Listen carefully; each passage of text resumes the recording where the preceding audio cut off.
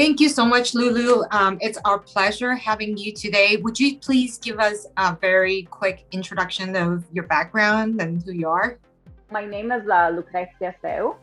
For everybody outside of Italy, Lulu is easier to pronounce. I'm originally from Italy. I've been living in China for the past 11 years, and I have a boutique strategy and marketing agency called Plush Consulting, and I work with different brands to support their entry and expansion strategy here in China, and as well as working with some domestic brands on their rebranding or marketing projects. What is the most exciting aspect of Chinese fashion today that you don't see anywhere else in the world? When we talk about China, the market, the size of the market, and the opportunities here are for sure very exciting and probably unique, especially in this day and age. During COVID, I guess here the market has recovered quite fast. The Chinese consumer also really is excited about trying new brands and going for fresher and more independent brands. In the last few years is perhaps something that we've not seen beforehand. But as well, in China, there is a really solid supply chain, which allows for brands to start the brand and do production here and sourcing. And also there is a great network of fashion weeks, Shanghai Fashion Week being the most prominent one.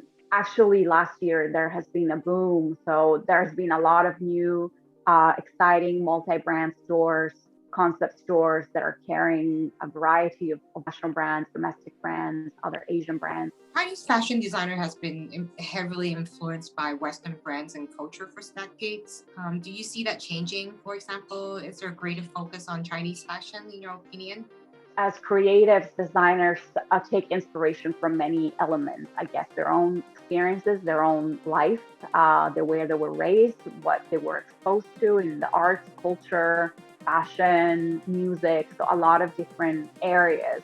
And if designers have been living abroad or studying abroad, I guess they were exposed to more Western influences. If somebody is just born and raised and had their education here in China, perhaps they would be relying more on the references that they've seen here locally.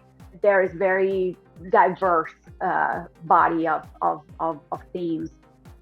So when it comes to the inspiration of Western culture, Western brands, we see that as an interpretation from the creatives on just what they see and what they think is relevant. So it's not necessarily Western. It's just something that is happening in the world.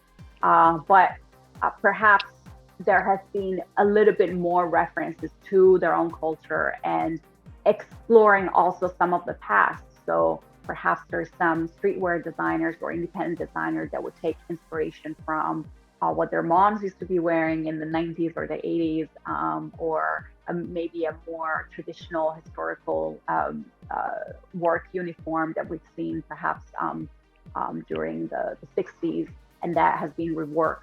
So some of these interesting cultural elements have definitely been seen in the clothing. Would you say Chinese fashion has emerged and come into its own?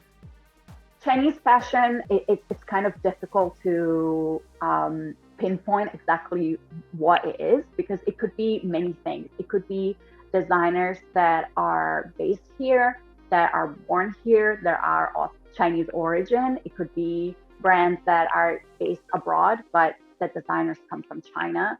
It could be more commercial brands that have their headquarters here and their production here. But there are also Chinese designers that are Chinese and are based here, but have some of their production in Italy or in other countries.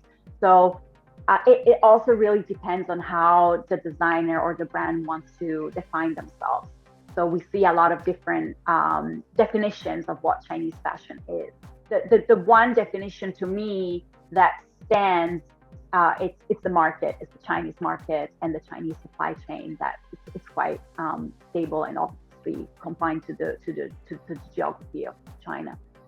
But if we talk about independent designers, Chinese independent designers, then yes, I guess they're coming into their own because they have an ecosystem to to live and expand and thrive here in China.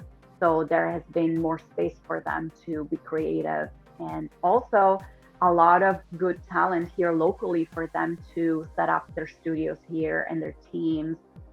So people like pattern makers and designers that could support the whole creative process. What are some of the ways in which Chinese fashion industry has pivoted during COVID? Is there anything that the West can learn from the Chinese fashion industry has done? I think that a lot of the technologies and means that made life easier during the pandemic here in China were already very widespread. So if we're thinking about people taking meetings remotely on WeChat or doing live streamings to promote products or using technologies like augmented reality or virtual reality, they were all there. So let's say the pandemic just kind of pushed it a little further and made it even more widely adopted. Um, so over the Fashion Week in April 2020 here in Shanghai, so there had been a lot of virtual fashion shows. That was right at the height of the pandemic. And also there were virtual means to communicate with the buyers. But I have to say, by the following Fashion Week, which was in October 2020, everything pretty much went back to normal here in China. So offline events took place, people could gather, trade shows, showrooms, all of this was happening as pretty much as normal, apart from people wearing masks.